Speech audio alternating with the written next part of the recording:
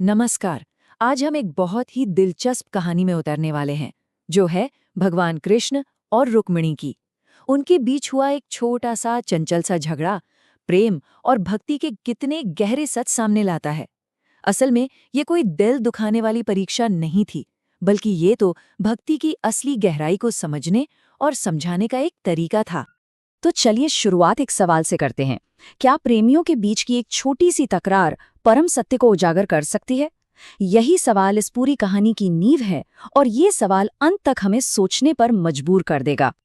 तो कहानी शुरू होती है एक बहुत ही खूबसूरत जगह से। कल्पना कीजिए, एक कमरा है जो चमेली की खुशबू से महक रहा है, चमकते हुए रत्नों से जगमगा रहा है, और वहां रानी रुक्मिणी अपने पति भगवान कृष्ण को पंखा झल रही हैं। माहौल में प्यार और शांति है, सब कुछ बिल्कुल सही है। तो कहानी का पहला हिस्सा है दिव्य प्रेम का एक नज़ारा। यहाँ हम देखेंगे कि इस दिव्य जोड़े के बीच शुरुआत में सब कुछ कितना आदर्श था, कितना सामंजस्यपूर्ण था। सब कुछ बिल्कुल सही चल रहा होता है और तभी ब्रह्मांड के स्वामी कृष्ण अपनी रानी को देखते हैं और मुस्कुराते हैं। और इसी मुस्कान के साथ वो फैसला करते हैं कि उनके प्रेम की एक छोटी सी, एक चंचल सी परीक्षा ली जाए। बस यहीं से कहानी में एक बहुत ही दिलचस्प मोड़ आ जाता है। अब आता है कहानी का दूसरा हिस्सा, कृष्ण के वो शब्द जो माहौल को पूरी तरह बदल देते हैं। यहीं से कृष्ण अपनी वो बातें शुरू करते हैं जो थोड़ी तीखी भी हैं और थोड़ी कंफ्यूजिंग भी। कृष्ण बोलना शुरू करते हैं और उनके शब्द सुनने में तो बड़े मीठे लगते हैं, पर उनमें एक तेज चुभन छिपी है।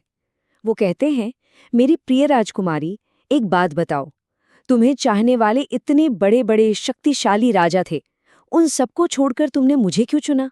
मैं तो तुम्हारे बराबर का भी नहीं हूं।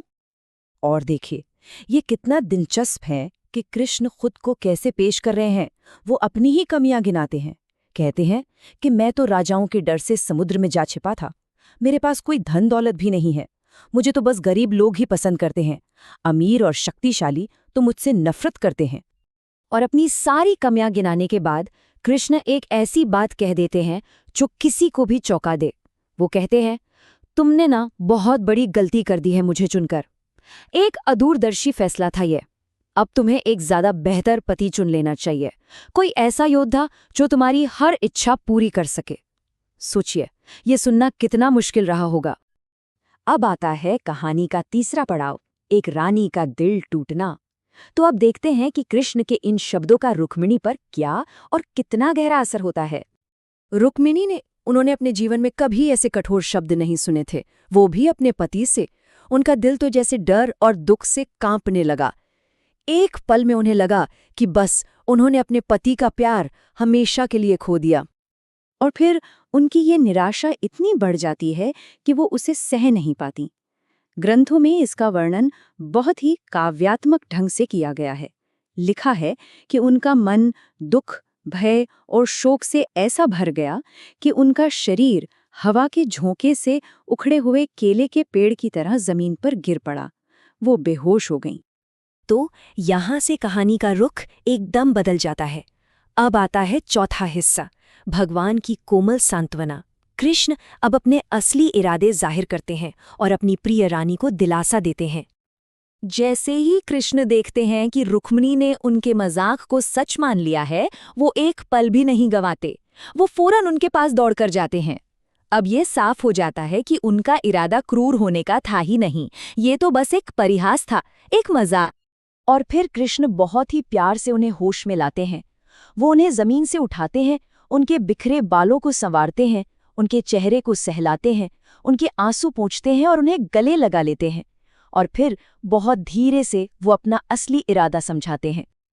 और अब कृष्ण का वो प्रेम भरा स्पष्टीकरण सुनिए। वो कहते हैं, मुझसे नाराज मत हो, मुझे पता है, मैं जानता हूं कि तुम पूरी तरह से मुझे समर्पित हो। मैंने तो ये सब बस मजाक में कहा था। सच तो ये है कि मैं तुम्हारे इस सुंदर चेहरे पर वो प्यार भरा गुस्सा देखना चाहता था। लेकिन रुकिए, ये कहानी अभी खत्म नहीं हुई है। अब आता है पांचवां हिस्सा, रुक्मिणी का जवाब। अब बारी रुक्मिणी की है और वो जो जवाब देती हैं उससे उनके प्रेम और उनकी समझ की गहराई का पता चलता है। रुक्मिणी का जवाब देखिए, कितना अद्भुत और कितना चतुर है।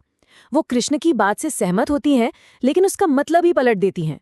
जब कृष्ण कहते हैं हम एक दूसरे के लायक नहीं हैं, तो रुक्मिणी कहती हैं हाँ बिल्कुल सही कहा।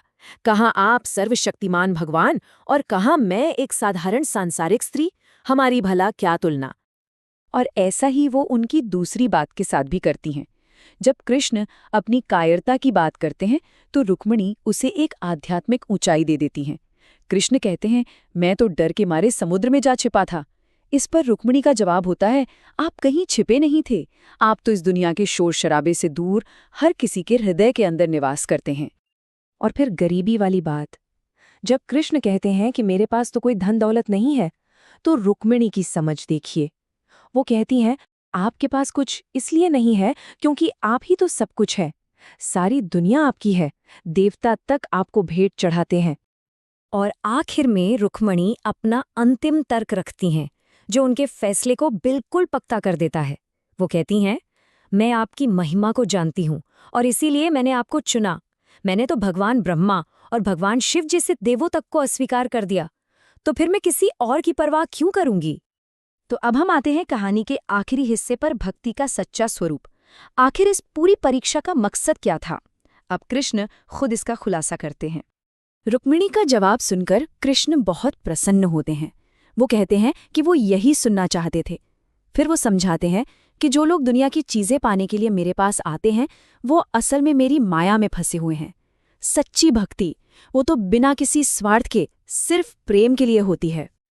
और फिर कृष्ण अपने ही शब्दों में रुक्मिणी को अपने दिल में सबसे ऊंचा स्थान देते हैं। ये स्थान उन्होंने अपनी अटूट और शुद्ध भक्ति से कमाया था। कृष्ण कहते हैं ये मेरा सौभाग्य है कि तुमने मुझे हमेशा सच्ची शुद्ध भक्ति दी है और यही मुक्ति दिलाती है। मेरे किसी भी महल में तुम्हारे जैसी प्रेम करने वाली पत्नी कोई नहीं है।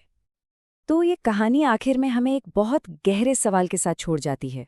सोचिए क्या हो अगर प्यार में आने वाली बड़ी बड़ी मुश्किलें असल में बाधाएं ना हों, बल्कि ये हमें प्यार की गहराई को और बेहतर ढंग से समझने का एक मौका देती हों। ये एक ऐसा विचार है जो हम सबको अपने रिश्तों के बारे में सोचने पर मजबूर करता है।